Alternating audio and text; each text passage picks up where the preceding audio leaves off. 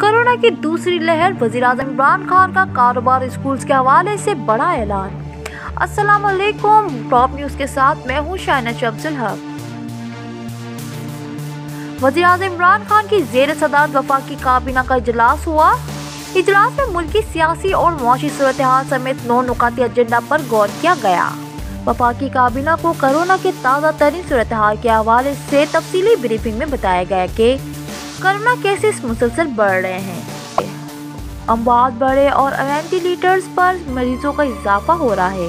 وزیراعظم عمران خان نے کہا، کورونا SOPs پر سخت عمل درآمد کرنا ہوگا، کاروبار، اسکولز اور صنعتیں بند نہیں کریں گے، لوگوں کو زیادہ سے زیادہ آگاہی فراہم کی جائے، بڑی مشکل سے ملکی معیشت کو سنبھالا ہے۔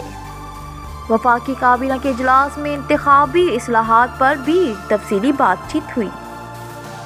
ٹائمز آف پاکستان میں فی الوقت اتنا ہی۔ مزید جاننے کے لیے ہمارا YouTube چینل سبسکرائب کیجیے، فیس بک پیج کو لائک کیجیے۔ شائنہ شمس الحق کو اجازت دیجیے، اللہ نگہبان۔